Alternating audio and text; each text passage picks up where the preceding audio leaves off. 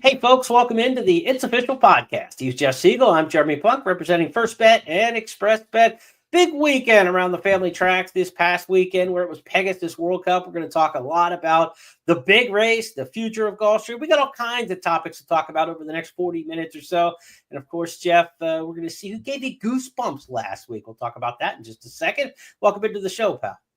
It was fun last week. I'm glad the weather was good and the racing was clean. And I really think we saw a goosebump-worthy performance from a horse that was obviously ripe to perform up to his standard, and he absolutely did.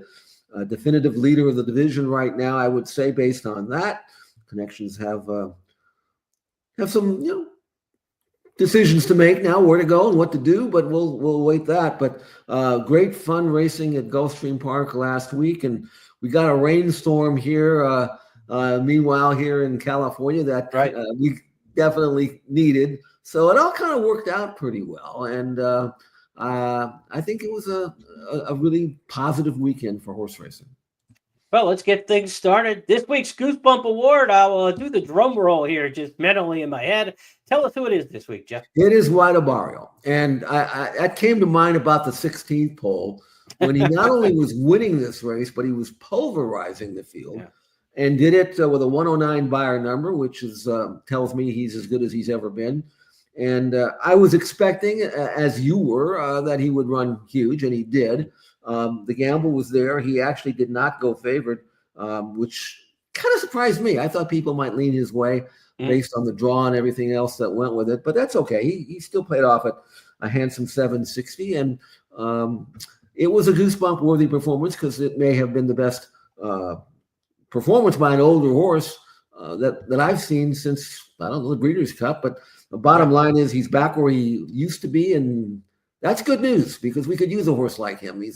It's good news for Saffie Joseph, who got him back to top form, and we'll enjoy him this year. When something that you usually don't see with a Breeders' Cup Classic winner 2 years after he won the Classic. Usually they're gone by now. I like that because he's going to run, and we'll be able to enjoy him.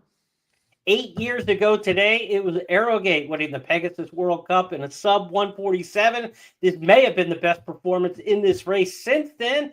You could argue maybe that it compares with Arrogate. Here it is, Gate to Wire, Pete Aiello, the call of the Pegasus World Cup. They're off in the Pegasus World Cup. Lot was a step slow to get going, last to break. Excellent start for Saudi Crown from down toward the inside, and Florent Giroux will send Saudi Crown right to the top. Stronghold comes away in second with an inside lane. It's Mixto into third. Brian Hernandez Jr. and the Kentucky Derby winner Mystic Dan up close to the action. He's now third in the green cap. It's a length and a half to the gray. White Barrio racing outside of Newgrange. Then it's the team of Locked and Skippy Longstocking. They've gone 4 ahead of Power Squeeze. Well back early are Croupy and Steel Sunshine. They complete the opening quarter in 23-2. It's not flying, it's not crawling either. Saudi Crown has the lead by a length and a half. Mystic Dan races on the outside of a second running Stronghold. Moving out the rail in fourth is Mixto, and it's a well-settled White Barrio. He's the gray. He's in the clear, and he's only about 2 lengths off the pace setter. Newgrange is next. He's racing about 5 lengths behind with Skippy Longstocking to his inside. Then it's a 2-length margin to Locked. He spots the leader about 6.5 lengths, working 4 in front of Steel Sunshine, then Power Squeeze, and Croupy is last. They went the opening half mile in 46-3, and they swing around the far turn. Saudi Crown yet to face a threat. He's a length and a half in front with 3 furlongs to go. White Barrio makes his move into second now. Moving up toward the inside, that Stronghold from between horses, Mystic Dan, but he's dropping back. Trying to get underway is Locked. The favorite has a lot to do. He's warming to the task, 7 lengths off the lead, but the Grays are 1-2. And here comes Florida Derby champ White Barrio, looming up on the outside, and he powers right by Saudi Crown. White Barrio is opening up with 1/8 of a mile to go. Back to second is Saudi Crown, Skippy Longstocking, and Locked are next. But this is a tour de force, a Pegasus World Cup to add to his Florida Derby and Breeders' Cup resume.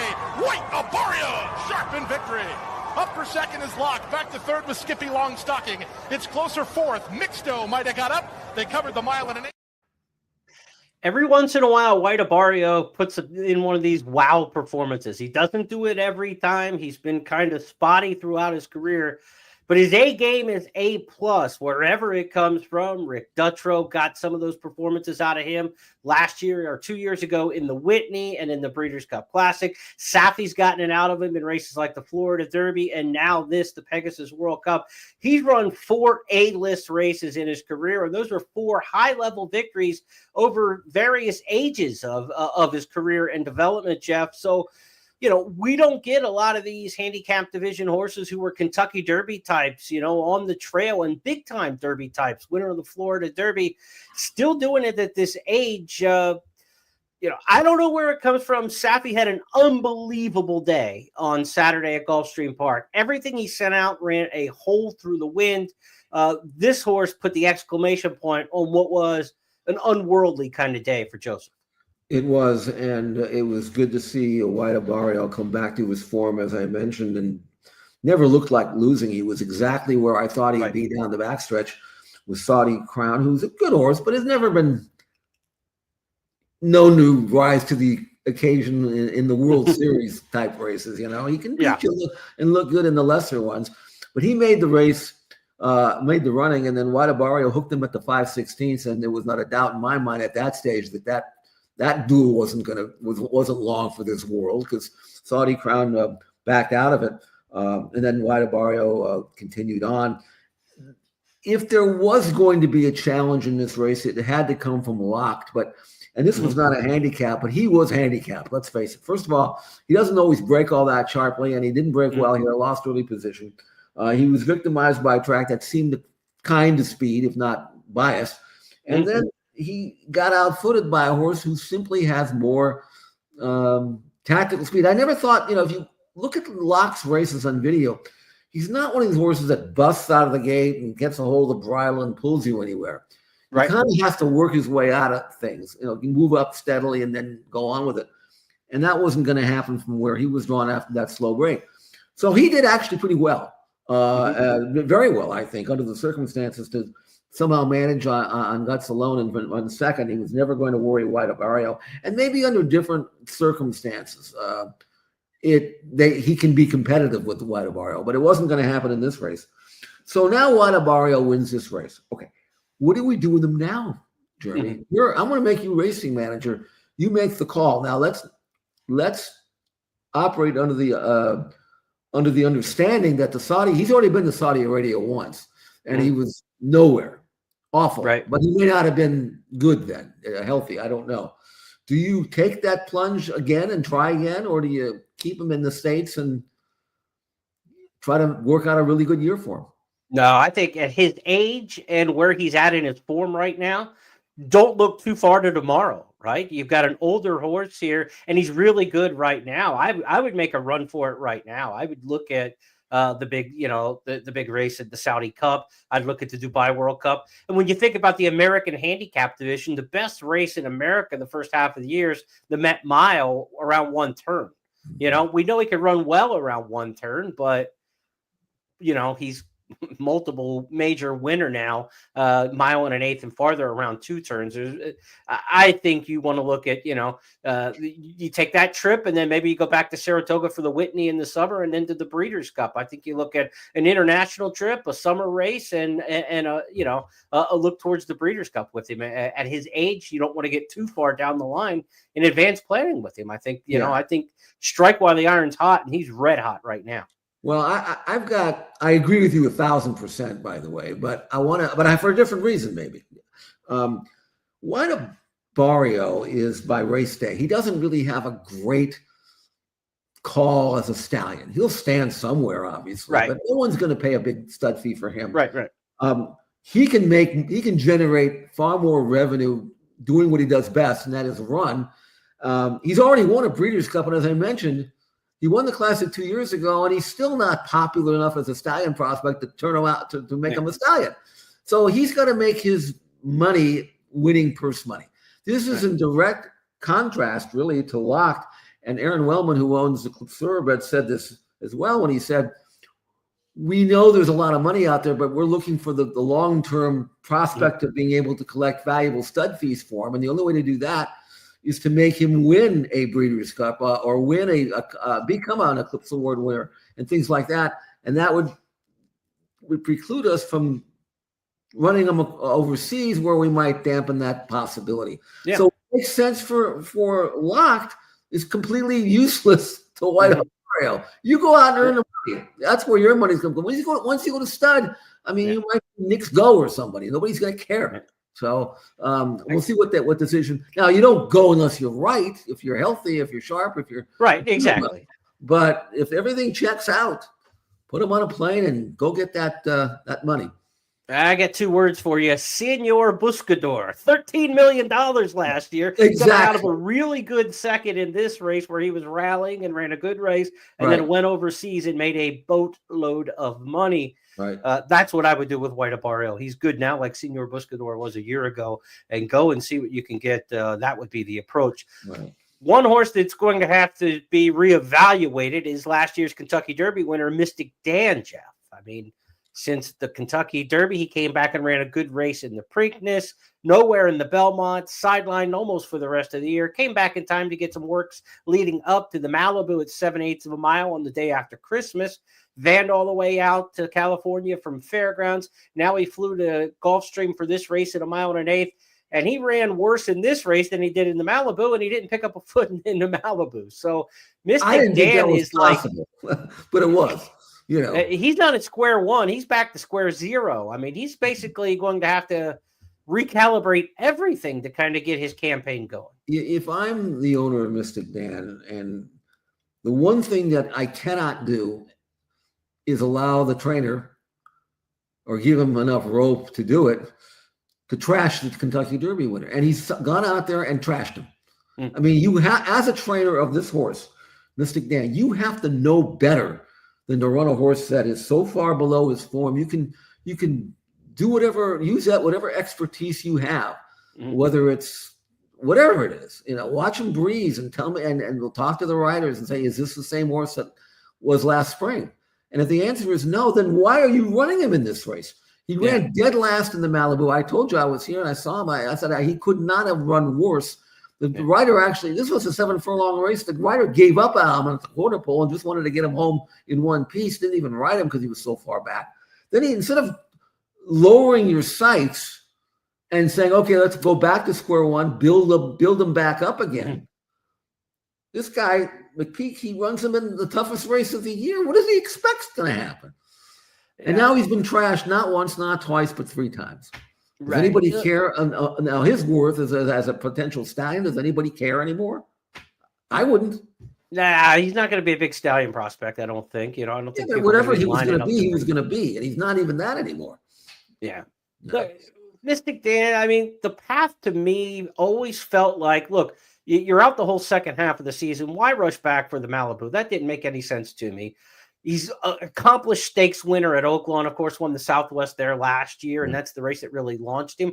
Oaklawn's got a great Oaklawn handicap series worth a lot of money. Could have came back in something like the Essex or the Razorback for a ton of money against Midwestern-type horses and been lined up there nicely back to Churchill Downs for the Stephen Foster in June.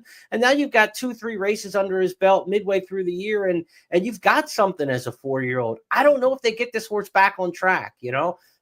We will see. I mean, sometimes Derby winners just are never the same. Look, you know, Rich Strike, for all the question marks and things like that, you'd say, well, you know, he wasn't that good to start with. But you look at horses like Go for Gin and horses like that, sometimes they just don't get it back, you know, and that's kind of what it feels like right now for Mystic Dan. I just think there were much better ways to kind of bring this horse back. We talked about it going into the race on our handicapping show. Yeah, he worked 59 and change, and you could say, well, you know, look, he was working fast going into the Pegasus. What did you want? He was asked in that work. You know, we talked about it in the workout commentary going into the race. He was asked to run 59. So, yeah. You know, I mean, I want a great horse to just do it on their own and not be asked in the morning like that. It kind of gave me a vibe not to use him in my top 4 anywhere, which I didn't. And he ran to that expectation. I hope they can get him back, because I have a spot in my heart for the Kentucky Derby that's unmatched by anything in horse racing. So I always want the Derby winners to be successful. You know, I mean, it speaks to the event and all the work we put into it and all the love we have for it. So you want your Derby winners to be great representatives of the race. And, you know, I don't know with him. I mean, I don't know where he's going to get it back next. And, you don't want to take a major drop in class now. And it's like some admission that we're completely off, we're off the rails here. So he's probably going to face a pretty decent group somewhere along the line. Maybe you give him some time and come back New Orleans handicap, something like that. The New Orleans Classic, they call it now, down at Fairgrounds, in late March, on the card for Louisiana Derby Day, something like that. But those are the kind of races he's going to have to try to get his form back in, Mystic Dan. Well, I wouldn't even run him unless I was convinced that he was close to what he used to be. Otherwise, what is the point at this stage? So you say, but if I did find him to be back right where he was, that's exactly the path I would take. I would worry about tackling the best in the division when he's proven himself on the racetrack that he's the same horse. And I said he wasn't it here at Santa Anita. He wasn't even close to being it. You said that you didn't like the way he worked. What magical happenstance was going to take over and make his horse something that he clearly is not? As the trainer, you got to know this. That's part of your responsibility. So I feel sorry for the horse and the connections, but I'm not looking for Mystic Dan to do anything good anytime soon, maybe ever again, and that's too bad. Of course, he was not named the Eclipse Award winning champion 3-year-old last week. We did see the Eclipse Awards go through with Torpedo Anna, his stablemate, getting champion 3-year-old filly and horse of the year. Not a huge shock there, but certainly not all bad news from the McPeak Barn last week, getting some hardware with Torpedo Anna. Of course, champion 3-year-old went to the Breeders' Cup Classic winner and Chad Brown trainee, the horse. Why am I drawing a blank on his name? The 3-year-old champion did you mention? Yeah. Sierra Leone. Yeah. See, I as I get get older, the names don't come to me. So right. Oh, I mean, I can't. I told you, I've bred stakes winners that I owned and raced, and I can't remember their name. So it's okay. Let's move on here topic-wise as we stick to the action at Gulfstream Park this past weekend. There was a lot of news going on off the track at Gulfstream Park. The future of the South Florida Oval certainly became public news and public discussion, social media fodder, no question about that.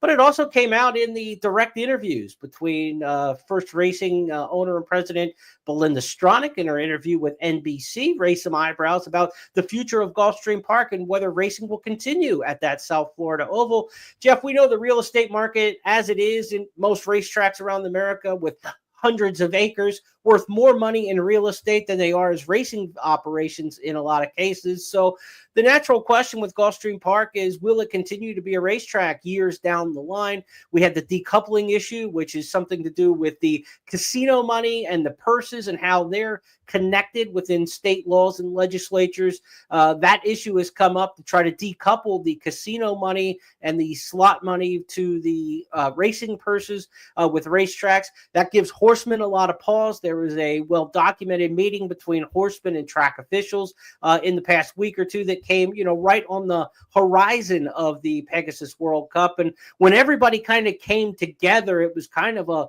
boiling point for this topic to at least kind of really burst at the seams, because there had been stuff going on within the industry. Now you bring everybody and all the attention to Gulfstream Park, the national press there, international press. Nick Luck, of course, working with NBC and his podcast overseas, which has, a strong following, interviewed Aiden Butler before the big Pegasus World Cup weekend. So there were a lot of stars coming together and comments clashing that this was going to become a big news story over the weekend, and it certainly did.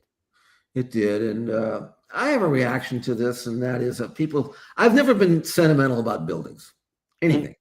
I mean, if they can tear down Boston Garden and Yankee Stadium, I guess they can do that with anything, right? Right. So the question, though, is what replaces it. If you find that the land where Gulfstream Park is situated is far too valuable to remain as a racetrack, I have no problem with that. I don't. The problem that I have is, okay, that's fine. Are you going to rebuild? Are you going to replace it somewhere? And even if you replace it somewhere in the middle of nowhere, I don't really even care, because people bet far more money off track and through Intertrack and ADWs and things like that than they do on track anyway. And Gulfstream, when it was remodeled, what was it, 15 years ago? About. A most of the seating was taken out anyway. They never expected to have anybody there. So if they replace this track with Palm Meadows or somewhere else, I'm fine with that. My issue is the decoupling of the purse money, which is fine too, as long as it doesn't take a massive drop in purse money, because then horses won't be there, and that will be not only tragic for horse racing in Florida, but for the breeding industry as well. So I don't know what the long-term plan is, but certainly it shouldn't be, and it isn't a surprise to me that they find that the area where Gulfstream Park is situated really should be used for much more lucrative purposes, and I think that's okay. I'm fine with that. If you're watching a podcast on our video channels, you see some of the action here from the drone footage over the weekend. But you see the buildings and the big apartment complexes and the condos and the kind of area that we're talking about that Gulfstream Park is situated in Hallandale Beach. And, the estimates say that real estate could be worth anywhere from $1 to $2 billion. So from a business standpoint, it makes sense that if it's worth more as another use, then you use that for the best purpose that you can financially. But as you mentioned, a smaller truncated grandstand at Gulfstream Park, attendance about 13,000 for Pegasus World Cup, and it's elbow to elbow in that kind of situation. And that's what we're looking at racetracks everywhere now. The new Belmont Park that they're rebuilding, from the huge cavern and stadium to a much smaller fan experience coming for the facility itself. Same way with the new Pimlico that's going to be rebuilt, a much smaller footprint that they're going to have. Where could you go in Florida? Well, if you move from Gulfstream Park, potentially there is the Palm Meadows Training Center that's been kicked around a little bit on social media and discussed. I'm sure that people higher than us, Jeff and I do the podcast for First Bet and Express Bet and the Stronach Group, but I can assure you neither one of us has been consulted on these issues. That is far above our level. But we know that, Palm Meadows is something that people are going to talk about, Jeff, as a potential spot where they could race in South Florida. A couple aerial shots of what the Palm Meadows facility looks like, quite a bit different in terms of the structures around Palm Meadows. This in Boynton Beach, you're not looking at quite the same kind of area, real estate wise. This could be an option. It would have to be obviously a much smaller facility in terms of fan experience and things like that. But again, that's the trend that we're heading towards now in racing and in a lot of sports, right? I mean, we talk about, major stadiums shifting. The Dallas Cowboys went from the Cotton Bowl in downtown Dallas out to Irving, Texas for Texas Stadium. Then Jerry World in Fort Worth. They're not even in Dallas anymore. But, this happens everywhere, right? You talk about Yankee Stadium. Yes, it was rebuilt in the Bronx. The Sixers are going through something right now in downtown Philadelphia. They were going to build a new arena down there, but they decided to stay out in South Philly now, down in the Shipyard area. So it's not in the downtown metro area. But look, you throw the horses in there and you've got a different factor when you need the stable area and all the area that you need the acreage to put a racetrack somewhere. But all sports and all franchises are going through these sort of decisions right now. We only hope, and, we put our faith in the fact that if Gulfstream proper isn't there in Hallandale Beach anymore, that there is another place where we're racing in South Florida. That's what we as racing fans really, that's what it all banks on.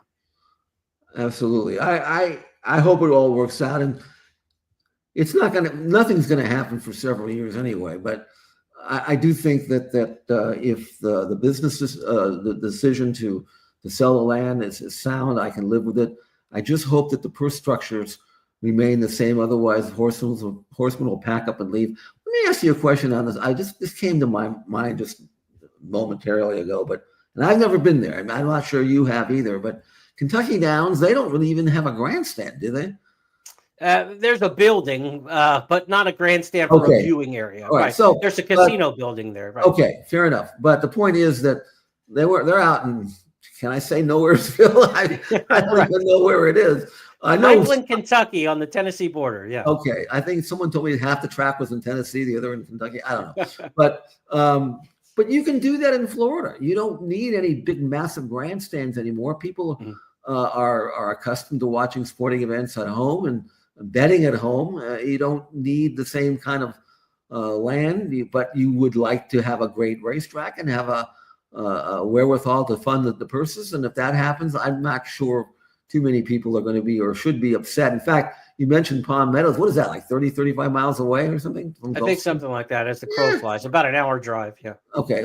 In other words, an hour drive? Okay, that's about what it takes. With traffic and things. Okay, that's what it takes me to get to Santa Anita, and I'm 5 miles away. So that's okay. I can live with That's not traffic there. Anyway, we'll see what happens. But again, I don't think management should have to defend any kind of decision based on money. It's the real world, and if they think that that's best for the company, then we'll all have to live with it, and that's fine. All right, love to hear your comments about this in the comments section. And this is a big deal to racing fans. Obviously, Gulfstream Park, one of the absolute winter destinations, and you can talk about like in the Northeast. Well, if we're gonna redo Maryland, we're gonna redo Delaware, we're gonna redo New Jersey, New York, whatever. In warm weather times, in winter, it's NYRA racing in the winter or South Florida on the entire East Coast. So really, South Florida very, very important to 5 months of the calendar, probably. When you start talking like late November all the way through about April, really an important part of the calendar that has to be filled. And we will see what the future holds there. Let's go now to our third topic this week on It's Official, our Triple Crown tracker. Last week, well, we were looking for a little, I don't know, the word I'm looking for. We're looking for a little clarity maybe at Oaklawn Park amongst the divisions. We had gaming running in the Southwest Stakes coming in from Oaklawn Park. We had Brad Cox bringing a horse in, Patch Adams, who was so impressive in Kentucky.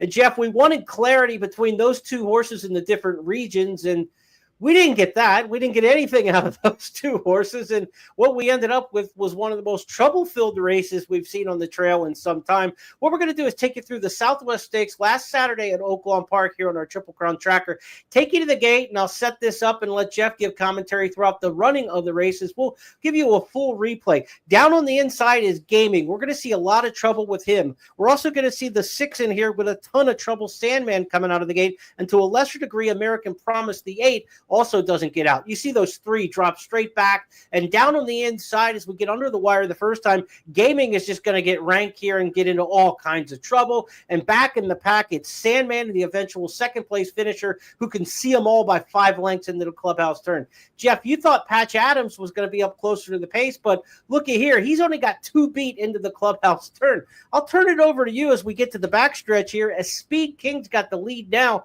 and nothing's going to change about that as he's going to go wire to wire. What do we make of this race and all the trouble?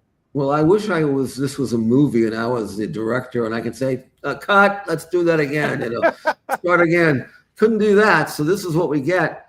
And both of us have given the eventual winner, Speed King, a look. He had run so well at Remington against the colt that came back and won the Smarty Jones. So if I had known that he was going to get the first quarter in 24 flat and 47-4, at 14-1, I'm pretty sure I would have dove in head first. Didn't think that was going to happen, though, because as you mentioned, Patch Adams coming out of a blazingly fast one-turn race, I thought he'd be in the lead, and what's he doing 7-8 lengths back early on? That was a miscalculation on everybody's part. That's Patch Adams up into third now with a clear shot as the favorite in here at 4-5. He's got dead aim on trying to make up some ground, and it's just not going to click for him at any point. No, I mean, that's not his style. I mean, he wants to be up in the close to the front end. He doesn't have a massive kick. He's trying there. But in the meantime, you've handed the racetrack to Speed King, and he says, thank you very much. And that was good. But now enter Sandman. Look at this colt. He is a horse that got eliminated at the start, and he's doing the best of all. There are a lot of people, and correctly, possibly so, that says he was best in the race, which is fine, because I don't think he needed to be 5 lengths behind the last horse down the after the start. So he ran really good. And Speed King ran really good, although with the kind of pristine trip that he got, I don't know whether we can trust it, especially when you're talking about a colt by Volatile, who is a sprinter. I don't know how far he's going to run, and I certainly don't know how far he's going to run if he doesn't get an easy lead. Sandman certainly ran well. Patch Adams, I think, was not where he needed to be early on. And then Gaming, who comes out of that, in my opinion, suspect Breeders' Cup Juvenile, he threw a fit. That poor run doesn't indicate his ability, but it might indicate where he's at mentally. He didn't want to be there, and he ended up beating just one horse, and just a disaster for Gaming. So I left that race totally unsatisfied. The buyer number was okay, not great. I don't know what to make of that race other than I think I will be looking elsewhere next time. And a horse like Sandman's going to get overbet. Maybe he should, the way he ran, but I don't know how good even he is. So totally unsatisfied result. I would be curious to see how you will treat it in your countdown to the Crown rankings next week. Yeah, it was almost 27 seconds of the fourth quarter. So while Sandman made up ground and overcame a lot in there, they weren't doing it very fast, right? Mm-hmm. And so that can sometimes flatter the way a horse looks in their move. And as you saw, we took the whole gallop out there. He never got within 5 lengths of the winner in the gallop out. I mean, The winner was obviously best in there, Speed King beyond the wire, but with the pristine trip, like you talked about. He did overcome being in the 10 hole and having to, clear and get over, and he was able to successfully do that. Hat tip to Rafael Bejarano for getting the trip. And with all that trouble that happened inside of him, that helped get over a little bit, right? I think that's why he got over. It's a little easier to get over from the 10 hole when you've got 3 of them already be out the back door 5 lengths out of the starting gate. So, we've got to see more from this race. Very similar to the Lecomte. We talked about that race a week ago where it's like, I don't know, got to kind of see this again. I don't think we've seen the ones yet, and it feels similar to that from the Southwest Stakes. So we will see how that shakes out. Next up at Oaklawn Park in their 3-year-old series will be the Rebel Stakes and, of course, the Arkansas Derby. Waters have got to get much deeper. What we've seen so far, Smarty Jones winner out of the Remington Park Springboard Mile, Cole Battle for Lonnie Briley, and now Speed King for Ron Moquette, the runner-up in the Springboard Mile, winning the second leg of the Oaklawn series. So we got to figure that it's going to get much tougher here. Legs 3 and 4. Sandman's going to be the interesting horse coming out of here. Everybody's going to be interested in him, I think. And I don't know if Mark Casse comes back and runs him at Oaklawn again, or if he doesn't think maybe Fairgrounds, because you saw how well at least that long stretch at Fairgrounds could work out well for him, and a longer trip to the Risen Star. Of course, they're going to go, I think, a mile and 3/16 in the Risen Star.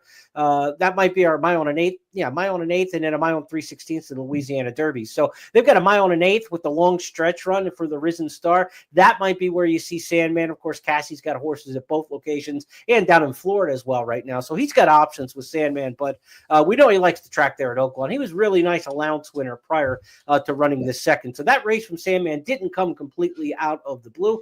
Maybe he's the horse from Oaklawn, but we're going to have to see it one more time with kind of a more natural race flow. That race did not have natural race flow. That's the one thing we do know about it. Let's go now to our Triple Crown tracker. Our Triple Crown tracker to the Lewis preview. We go next, still staying in the 3-year-old ranks. The Bob Lewis Stakes, one of 3 prep races this Saturday across the country. Only 5 in the Bob Lewis. We've got 7 in the Withers, 7 in the Hopeful. The 5 in the Bob Lewis include 3 Bob Baffert trainees, Jeff, and they're going to be the strength of the race. And it's going to be difficult to separate in the Lewis. Matticat Road, Citizen Bull, and Rodriguez. Certainly on resume, Citizen Bull's the main player in here. The winner of the Breeders' Cup Juvenile, recently crowned the champion 2-year-old. As for Matticat Road and Rodriguez, they both come out of maiden wins at the meet at Santa Anita. Let's give the fans a little highlight of the main player in the Lewis, that being Citizen Bull, and look back at his Breeders' Cup win at Del Mar. Getaway cars at the rail, and the others have plenty of work to do as they come toward the top of the stretch. Citizen Bull and Gaming, and they turn for home together. The stablemates 1-2, they're into the stretch. Citizen Bull in front, trying to take him all the way, and he kicks away. Citizen Bull by 2. Gaming is all out second. Getaway car third. Baffert 1, 2, 3 as they come to the finish. It is going to be Citizen Bull and Martin Garcia to win. Gaming was second. That was a carousel on the front end that day, and Baffert dominated the Breeders' Cup Juvenile. But that Breeders' Cup, as you said, hasn't been too impressive in its alumni returning so far this year. We saw Jonathan's Way get beat at Churchill Downs. We saw the Baffert runner get beat. Gaming in the Los Al Futurity. Gaming again getting beat last week. I don't know. Is this a good edition of the Breeders' Cup Juvenile? We'll find out maybe when some of the others come back. Ferocious runs this weekend in the race at Gulfstream Park, the Holy Bull. We still got the big horse East Avenue for Brendan Walsh, who had such a bad start in the Breeders' Cup, he's expected to come back at Fairgrounds next up in the Risen Stars. So we're going to find out if this Breeders' Cup Juvenile has got any legs to it or not, no pun intended. But Citizen Bull gives a chance to underscore his victory if he's able to beat this field on Saturday, because he's got two rivals in his own barn who look to be of some quality. Citizen's Bull is a nice colt, but I always felt that his buyer number of 96 was inflated. He made the lead. You see what happens time and time again. We're not breaking any new handicapping news here, but the horses make the lead and they get that opening quarter in a very soft, early fraction. They're almost always, not always, but almost always going to run the race of their life. They're going to be made to look much better than they are. I remember this. I'll bring it closer to home. In 1980, I had a 3-year-old by Dr. Fager named Dr. Love, because I was a Kiss fan. Yeah, right. And call me Dr. Love. No, right. And he'd run a couple of races, the old 2 sprints and a stretch out, and he didn't train he trained all right, nothing like great or anything. So he stretched him out, and now think of what a colt like this could be worth at the time. 3-year-old by Dr. Fager from the last crop, by the way. And he made the lead, got the first quarter in 24:47. He drew off one by 12 lengths, breaking your maiden in January of his 3-year-old season by Dr. Fager by 12 lengths at Santa Anita against a legitimate. And I thought, okay, I don't know if he can go a mile and a half, but he's certainly going to win the first 2 legs of the Triple Crown. Because I didn't know any better at the time. Right. And then I found out that if he didn't make the lead, he was about as average as I thought he was originally. Yeah. And so when you get a horse like this that makes the lead and he runs like Citizen Bull has in his last 2, you still have to be concerned about what is going to be happening. What is going to happen if he gets hooked by a real horse sometimes, even if he's in front and that horse is breathing down your neck every step of the way. How's he going to react?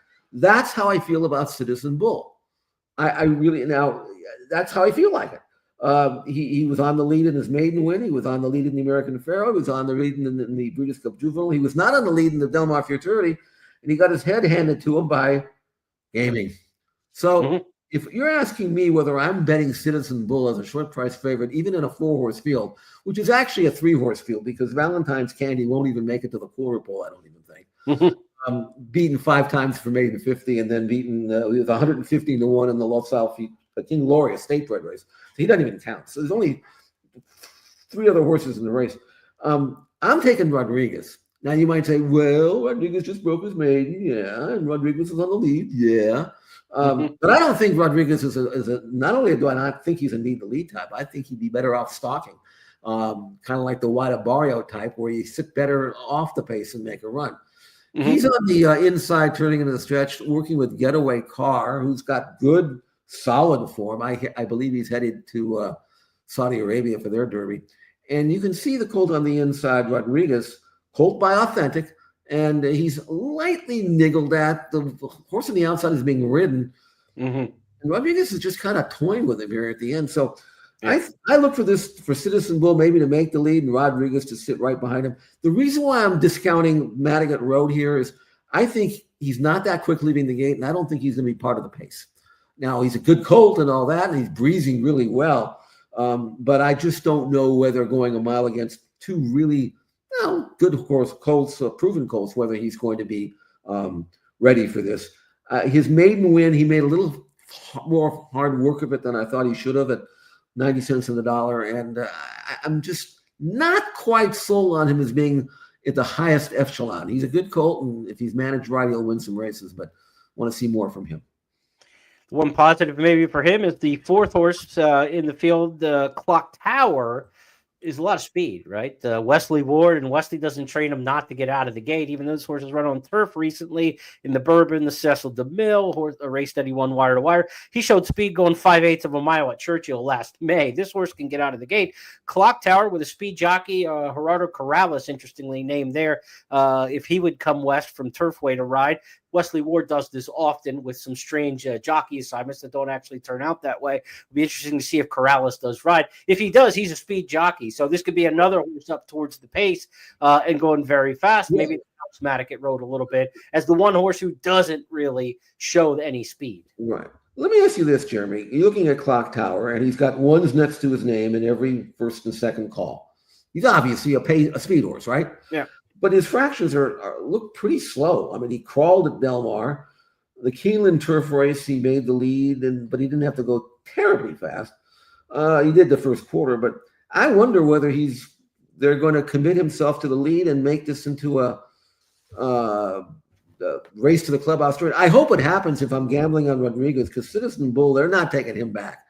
Right. And I think Rodriguez and Juan Hernandez will take back if they sense that Clock Tower is going to go out there and soften up Citizen Bull, which is what I'd like to see, because I want to see Rodriguez go into a stalking mode to prove to his connections that he can do that. And if he can, that makes him a lot more versatile than just being a committed speed horse like Citizen Bull. So, if Clock Tower wants to bust out there and go and soften up Citizen Bull, go right ahead. Yeah, might be set up Rodriguez, Matic Road, might be the horses who benefit from that potential. Weird scenario with 3 horses from the same barn in a 5-horse field. Dictating how the race shape's going to take is really difficult for horse players. Withers has a field of 7 in the Holy Bull. So 3 Derby preps worth 20 to the winner this weekend. Combined 17 horses in the entry box for those 3. So not necessarily great gambling on these races this weekend. Hopefully we find out a little bit more about them. As for the Holy Bull Saturday at Gulfstream Park, big name in there is Ferocious, 5th in the Breeders' Cup. Ran well at Keeneland in the Breeders' Futurity prior to that. Guns Loaded, the horse for Jose D'Angelo, who won the Mucho Macho Man Stakes. He'll look for a second stakes win at the beat. And then Tappan Street, the horse who was really nice, maiden winner last time out, may end up competing for favoritism in there for trainer Brad Cox. So Tappan Street, Ferocious, Guns Loaded, the headliners for the Holy Bull. One quick, going back to the Lewis, I need your advice on this, Jeremy, and that is I got to make the morning line on this race. Rodriguez has got a substantial edge on buyer numbers, but he only broke his maiden. Citizen Bull, his form looks like he's a need to lead type, maybe, but he's facing other speed. Who do you make favorite? Do you just say, Citizen Bull is the quote-unquote class of the field, he's the champion, they'll make him favorite? Or are there going to be people who are going to say, I'm just betting on the fastest horse, and that's Rodriguez? So what would you do on this? I'd go Citizen Bull favored, but not by, a not by much margin. That's what I was leaning on doing. Those 2 both, hovering around odds on. Matic Road next, then obviously Clock Tower and Valentine's Candy, both big prices. Right. Okay. I was thinking that I would take the safe route and make not knowing the points 4 to 5, 6 to 5, 4 to 5, 7 to 5. I'd say 4 to 5 even. There's only 4 in the race. No, I'm sorry. There's 5 in the race, and one of them's going to be 99 to 1. So yeah, I don't know. And who even knows if Madigan Road's going to run here? So I don't know. Yeah, right. Baffert may not keep all 3. We'll have to see. Based on the jockey assignments, Rodriguez has Juan Hernandez. Marty Garcia, regular rider for Citizen Bull. Matic Road is the one who gets the new jockey and Frankie Dettori named there. So, is that the one who stays in the race?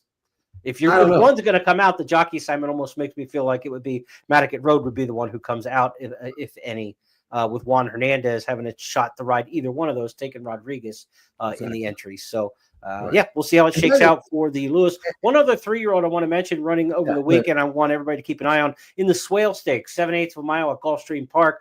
Gunmetal, a horse for Brad Cox, really impressive debut winner, 109 and change at Fairgrounds. This one's got pedigree to go longer, but sprinting here in the next start. Swale Stakes Saturday. Gunmetal might be a horse we're talking about after this weekend. I love the 2 sprints in the stretch out angle. I don't know if that's the reasoning they're using, but I think he's going to be the most impressive runner on that card.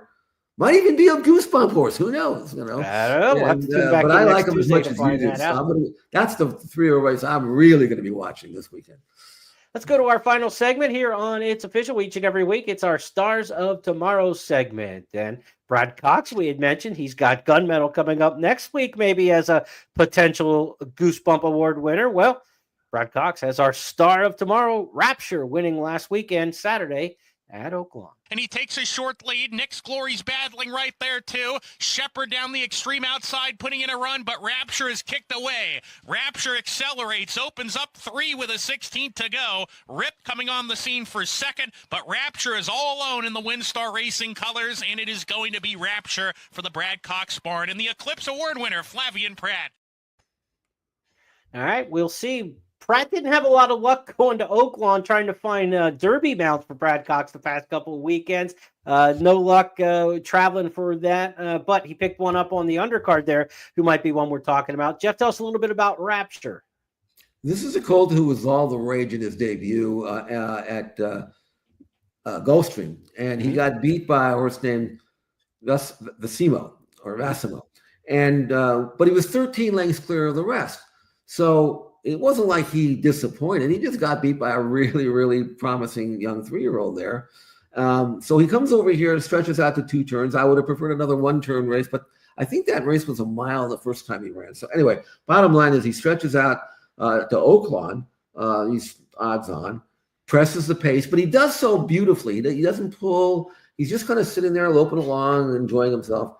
And then he's kicked clear at the furlong pole to open up and win the last 16th and 6th and a 5th. And win very nicely. Uncle Mo, out of a Bernardini mare. I mean, he's certainly bred to run long. Not a lot on the bottom line, but nice colt.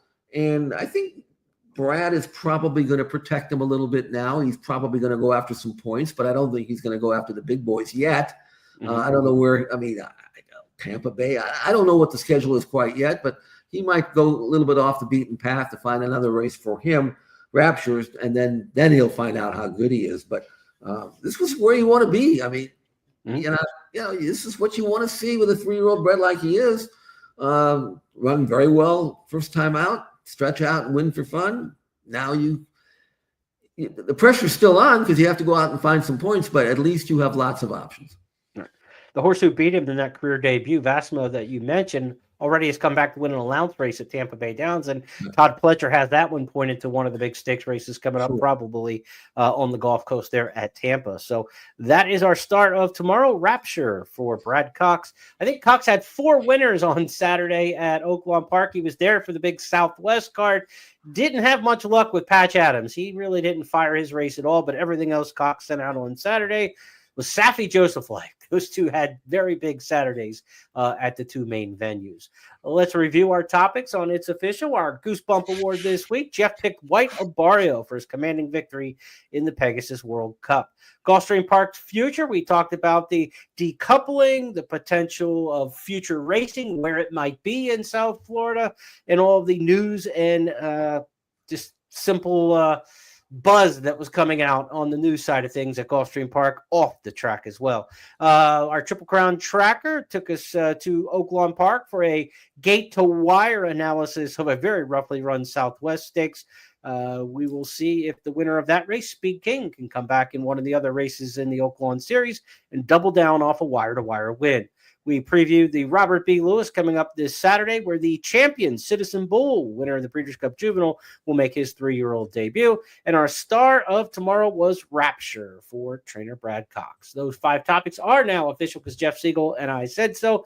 And we'll do it all again next week with 5 more topics where we're going to get a chance to review these 3 big Kentucky Derby preps coming up this weekend. Big in terms of importance, the calendar, things tighten up. We're inside the 100-day mark. I think about a week or so ago, it was 100 days to the Kentucky Derby. Triple Crown nominations are going to come out this week. We're going to start to know some of the horses who are pointing that direction, of course.